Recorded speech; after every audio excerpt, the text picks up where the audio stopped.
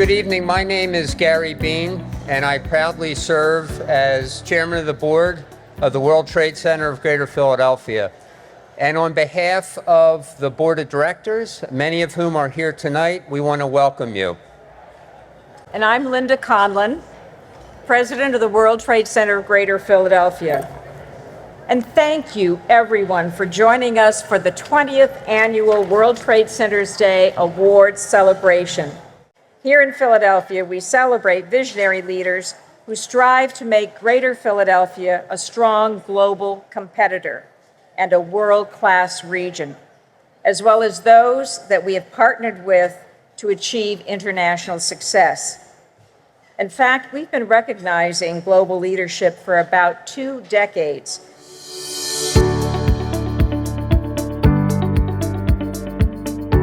Back in 2003, the World Trade Center and their ATR in India arranged a trip for us.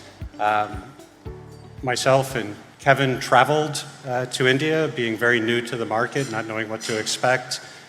But many of the customers and contacts that the World Trade Center put us in with at that time are actually still the customers that we call on today and sell our equipment to. Now, when my grandfather started the company in 1936, he started out in the basement of his home in Philadelphia, putting the actuators together, refining designs. He moved to a series of garages in the neighborhood as we continued to grow, and then he bought his first building at 3640 North 2nd Street.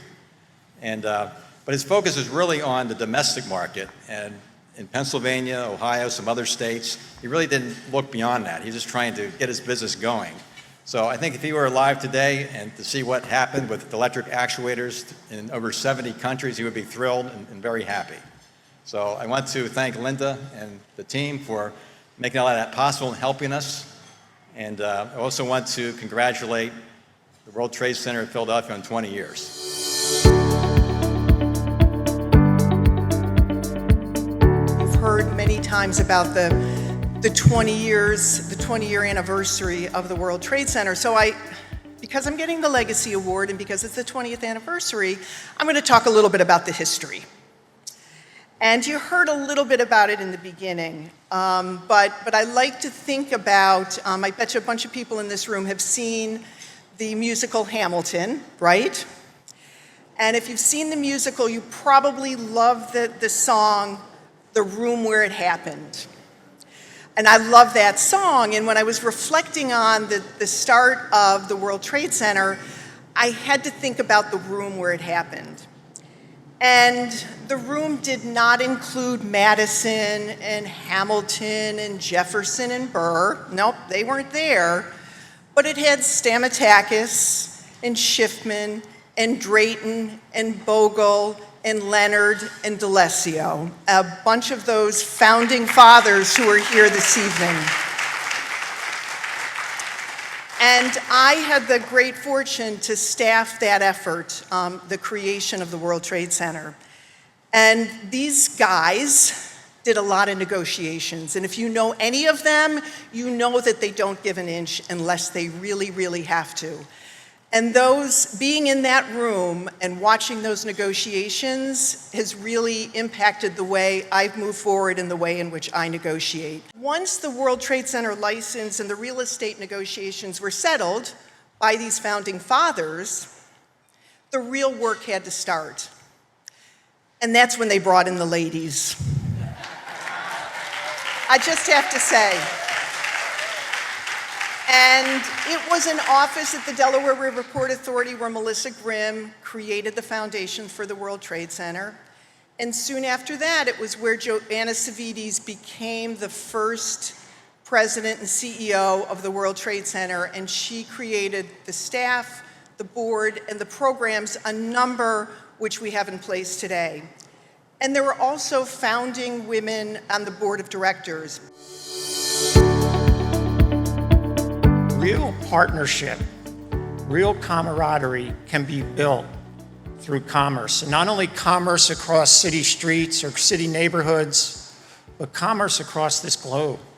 And that's what the World Trade Center is all about when you think about it. And to our friends from the People's Republic of China, thank you for being here. And Gary, I know you're at the center of that relationship.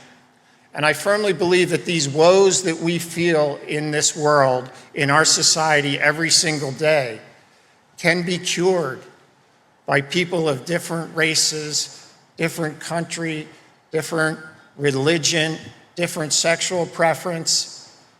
Our ills can be cured by people sitting across a table and joining in partnership, whether it be economic or improving a community. This World Cup in 2026, the largest sporting event in the world, where one match can draw up to 7 to 10 heads of state. Think about that. 7 to 10 heads of state right here in Philadelphia.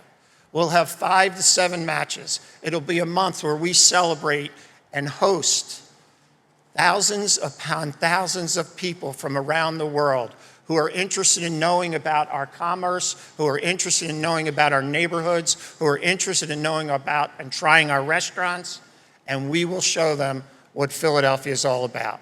It's about Philadelphia, led by a great organization like the World Trade Center of Philadelphia, Greater Philadelphia. It's about showing the world who we are and not backing down and claiming our place as the greatest, inclusive, prosperous city where no one is left behind, not only in the nation, but in the world.